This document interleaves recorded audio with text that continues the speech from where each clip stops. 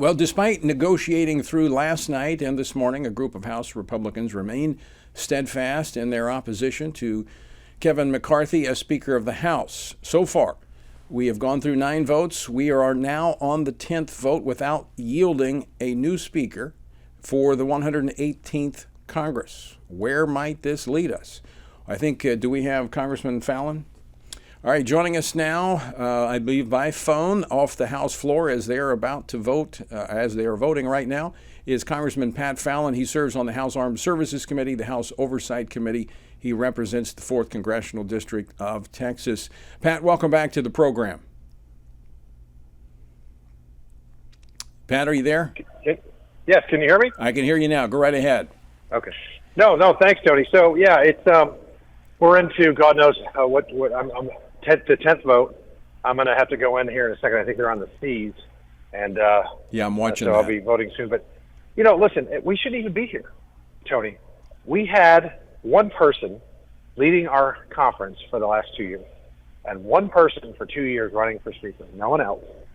And I had a constituent call me and say that they were opposing Kevin McCarthy. So I asked them why, and they said, well, because he voted for the infrastructure bill and the omnibus package, and he's very good friends with Nancy Pelosi. None of those things are true.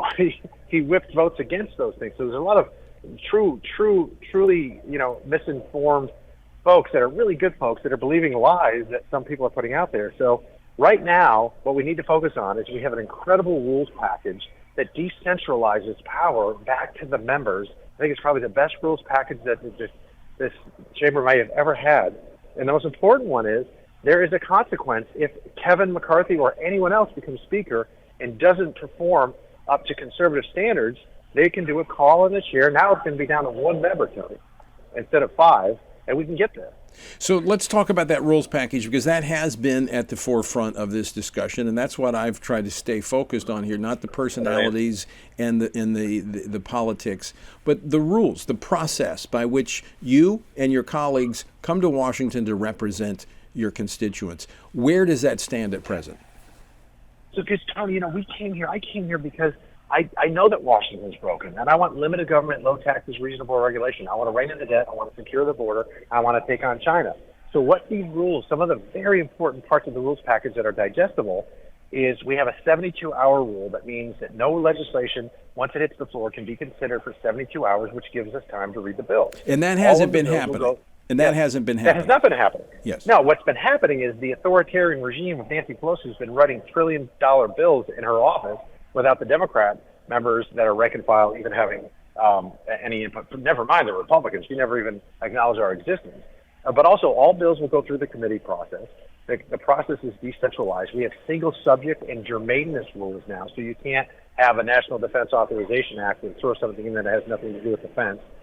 And as I said before, there's a call in the chair. It's now going to be any one member can simply have a call in the chair. There and by are the 20 way, members that have. Yeah, go ahead. Sir. Well, the significance of that is how John Boehner was. He didn't. They didn't go forward with it, but Mark Meadows introduced that motion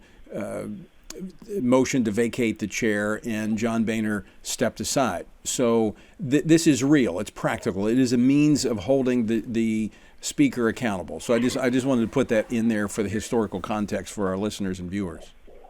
Tony, and thank you for that. Absolutely. So any one member, and consider that there are 20 members that have made it very clear to the world, really, that they're highly skeptical that Kevin McCarthy will fall through with his promises to be a very conservative and bold leader like Ronald Reagan was. Okay, so there's a consequence. They can take an action.